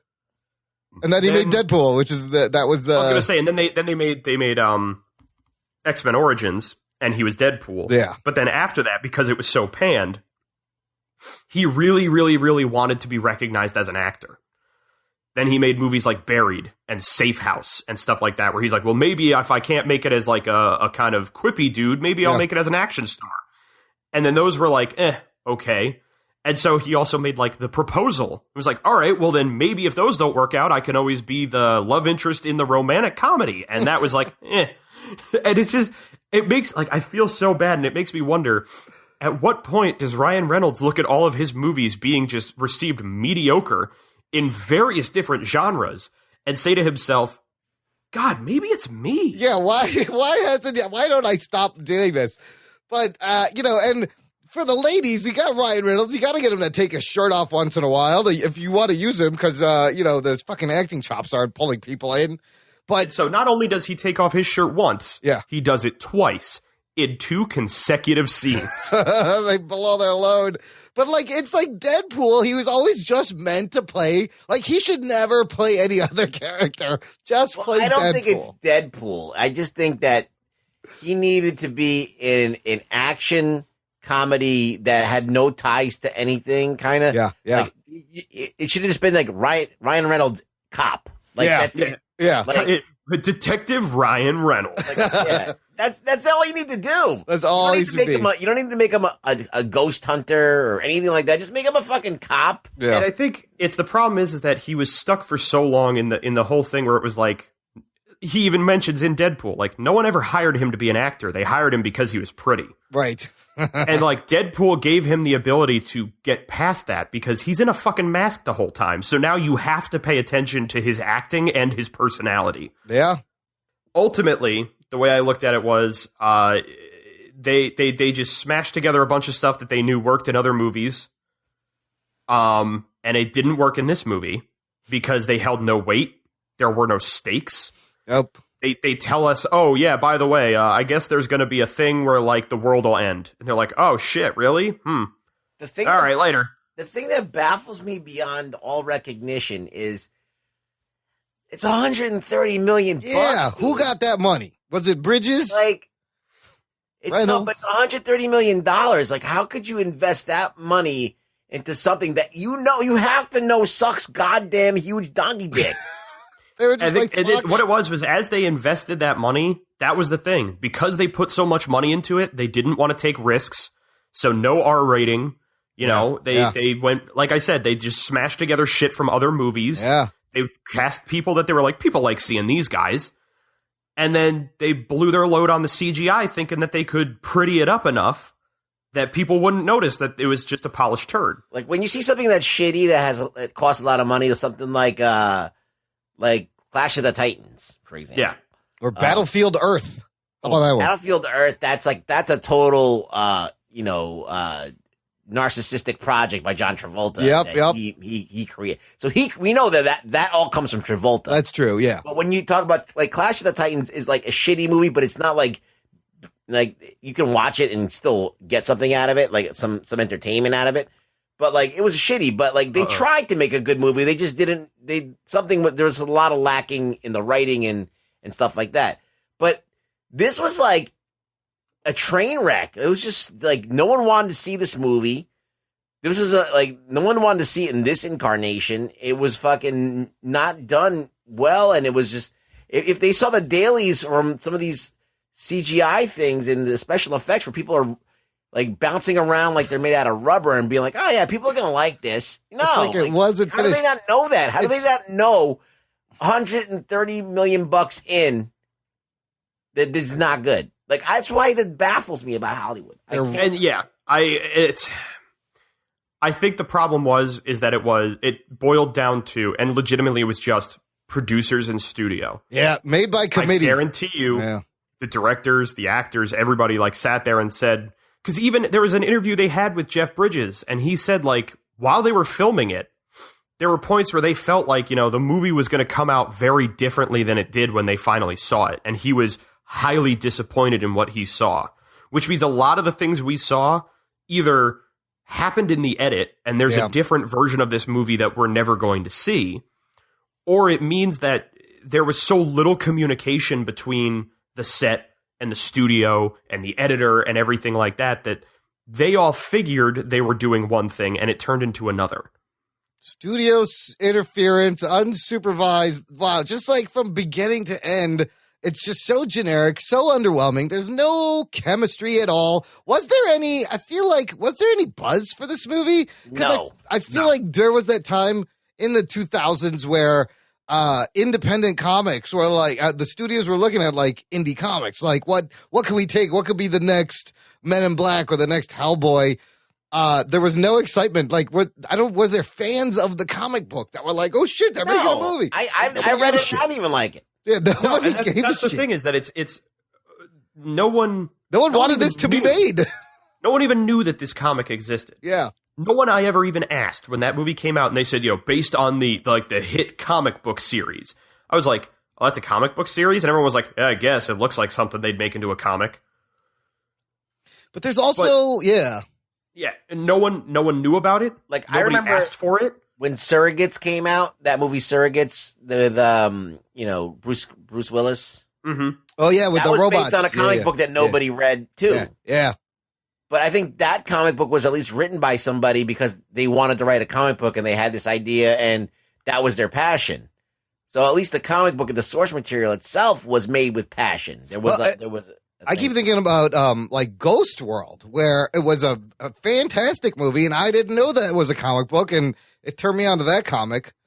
And I thought they did a good job, but of course that is it's not a superhero comic book. You're talking about Daniel Klaus, but that guy's awesome. That guy's. But also, I was going to say, like on the topic of Surrogates, that was written by Robert Venditti, who still works today. He's writing the Green Lantern. Yeah. It was a comic book writer who wrote a comic because he liked writing comics. Yeah, that's what I mean. Yeah. Whereas Lenkov wrote this comic, made it into a movie, has never written another fucking comic book in his life. He just wanted this idea of it to fucking just get done. Wow, that's so weird. I did not know that about Lenkov, and I honestly thought this was like some indie dude who wrote a comic, and it's his big day, and it's been optioned for a movie. I have a belief that when Hollywood tries to like do something to create a product to fill some kind of demographic, it's like the ultimate sellout bullshit, and it's always the most formulaic bullshit, and it's always crap. And I hate that shit. And this is an example of that. Yep, absolutely. It's just got no heart. Now, there was a video game for R.I.P.D.? Sure. Why? Who wanted the video game? Nobody wanted the movie. This again ties into a studio who just wants to milk something. This is going to sell because of XYZ. Yeah. So they decided that they would, I guess, jump in and be like, well, we're also going to make a shooter video game because stupid kids are going to love it because they're stupid and they're going to want to play the video game. So they got it made. But then the movie bombed. The game was apparently not good. And it was just like, there was no winning with R.I.P.D., no matter how you look at it. One bright spot, the set decorator won an Emmy on HBO's John Adams. Oh, shit. Lame. I don't know where any of that talent was in this movie. Fucking set decorator. Set decorator, I'm pretty sure they were just in Boston.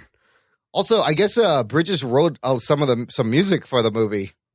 That was on the soundtrack, or I think why not? Yeah, why not? Because he's just like, let me write They couldn't fucking leash him if they tried. He's like, I want to grow a mustache. I want to play a cowboy. But I guarantee you, it was probably the song that he was singing with the accordion. Yeah, no, it pretty much is. But it's like generic Jeff Bridges with generic Ryan Reynolds, generic Kevin Bacon. But even generic Jeff Bridges shines far above the shit that is this movie. I will say, if I could give this movie anything, I thoroughly enjoyed Mary Louise Parker in this film. She was fine for her part. She bit his beard. Like, her weirdly, like, sexual yet sarcastic, like, I don't know why, kind of dug it. The Steely Dan part was weird because I streamed this movie on my computer and I couldn't hear it. And I've watched it a couple times. He goes, what's with the Steely Dan? And she's like, I don't know. It's always playing. And I was like, what are you talking about? In the mix is weird. You cannot hear any Steely Dan, like even faintly. So that kind of confused me, but whatever. So they never planned for a sequel at all. Were they? I'm sure they did. I'm sure they wanted a whole set it up franchise. for one easily. That's true. They're like, oh, you guys are still partners. Everything's Nobody retired. Fine. You have new identities, and off you go. What a bomb, though. What? Just and then within the first week, it was officially declared a box office failure. Yeah. One of the biggest box office failures in 10 years. Wow. It makes $12 million this first week out. This big fucking thing. I know of a movie that failed just as bad and cost even more. Yeah. But it's actually a decent movie. Which is? John Carter of Mars. Yeah, we come back to the John Carter. Shit, yeah. Did you see that? I did not. So that may wind up on our list. I think it's a pretty decent movie. It's not bad. It's just like nobody went to see it because the title was fucking confusing. Well, I think it's also because everything you saw of it, you're like, oh, it looks like it's ripping this off. And you're like, no, this came before like fucking everything. Exactly. This is the movie that everybody else bites. It also was plagued with that curse as well. But still, if you can, that's one of those things. That's a what the fuck happened that is why the fuck did nobody see this movie? Yeah, because it's what the fuck happened movie about it actually bombing. Yeah. That's an interesting mystery. But this fucking movie was just underwhelming. Good stuff though, Delhauer. Thanks for all the work. You got any other odds and ends? I'm mad at Anthony that he made it so he could sit this one out.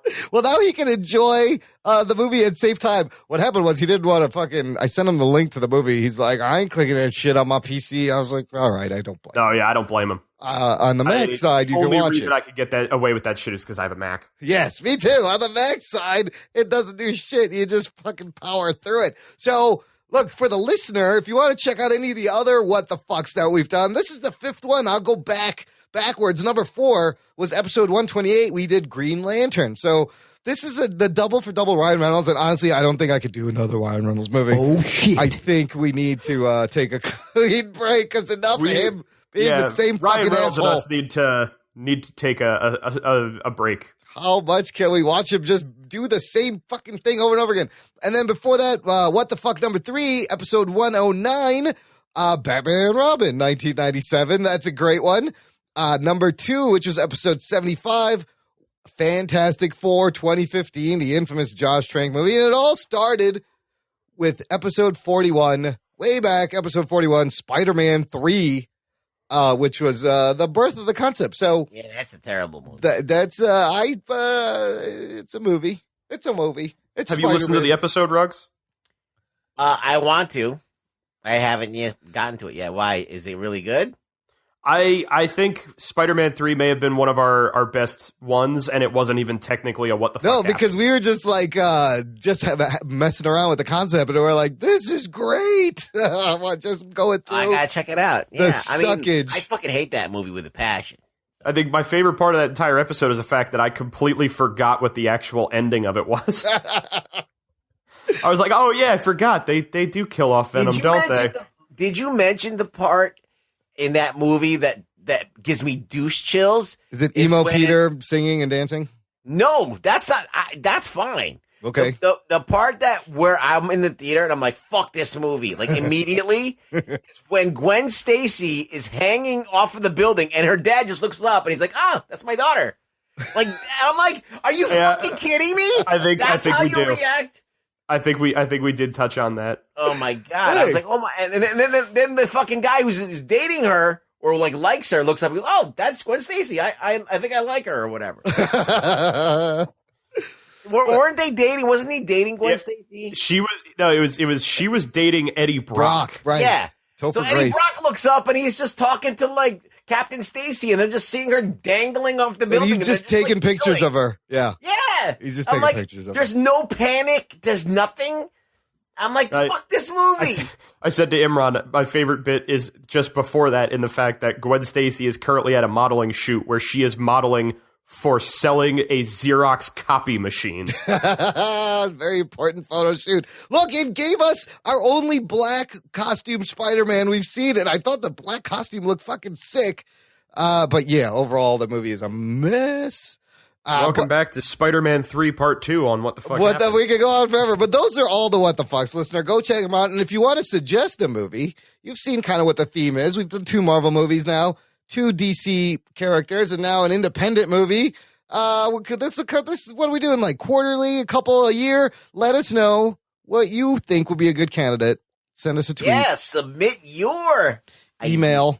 Yeah, let us know. I mean, hell, if they submit enough, I'd love to do this like monthly or something. Yeah, we can. We'll put fucking. Also, Peter Kendall should be happy that by putting you through torture, because this really was, he was pushing for this. This was his idea, yes. Right? So he commented that nothing would bring him more joy than me having to watch R.I.P.D. Peter Kendall, I hope you're happy. I hope you can get your rocks off. Look at what you've birthed. Look what you did. Suggest a movie. Let us know on Twitter at Jock and Nerdcast or email show at jockandnerd.com. Before we peace out, again, I want to say the next episode is the 150. There's still time, listener, for you to be part of the episode.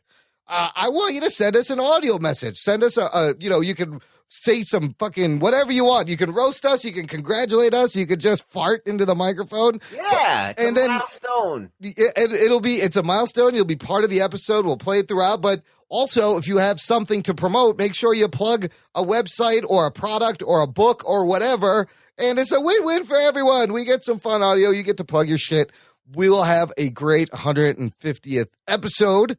Also, check out Trivia Geeks podcast. I'm a co-host on there. And in fact, Delhauer and I just recorded an episode this week that'll be out in a few weeks. Delhauer, what'd you think coming onto the Trivia Geeks? It was fun, right? Yeah, it was a lot of fun. I'm not going to tell you. I had a good time. We made a pretty sweet team. We did a good team, and I'm not going to tell you whether we won or lost. I want you to listen. Lots of fun, and maybe we'll get them to come over. I had an idea to do a Trivia Geeks podcast on the Jock and Nerd side. Like we would do the show on an episode, and that way you guys could check out what it's like, cross-promote. They'll put it on their feed. I think it's a lot of fun. Trivia Geeks, check the show notes, jockandnerd.com/149. Delhauer, man, where can the people check out the blog post companion? Because you do so much research. There's always an awesome blog post that goes with the What the Fucks with a lot more information. Where can people see that? So the blog post for What the Fuck Happened can be found over at gingergeekblogs.wordpress.com.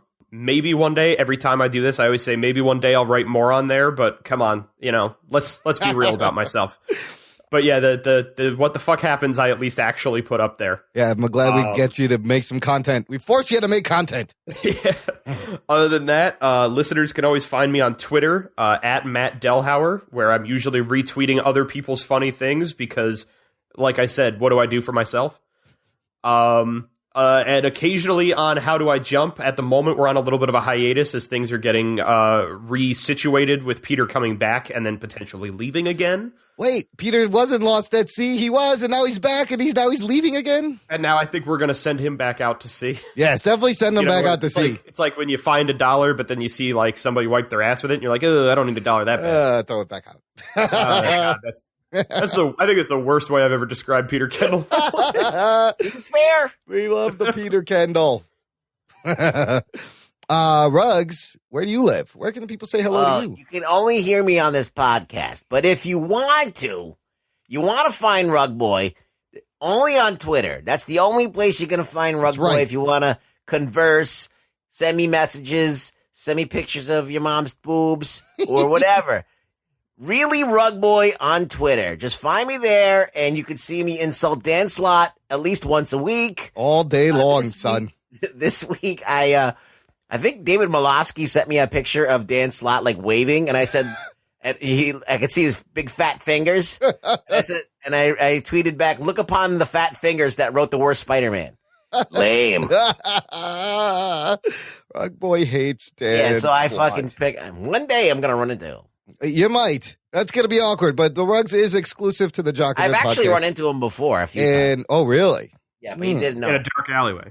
Didn't end well. He didn't know. So I ran into him again. Just run him over. But Delhauer, man, thanks for all the work. Listener, thanks for listening. We saved you 136 minutes. We hope you enjoyed this number 5. What the fuck happened? I love these shows. And look, like I said at the beginning, we're going to work out our schedule. We're going to get back on the Sunday release. We're going to have a really good time on the next episode, 150. So make sure you subscribe and leave us a rating and a review on iTunes. If you go to jockandnerd.com/review, it'll take you right to our iTunes page. Leave us a nice review. Light up all those stars. And, of course, finally, tell a friend. Tell a fellow nerd. Tell a jock. Jock and Nerd. Spread the geekery. Let's grow this empire of stupidity. Thanks for listening. My name is Imran.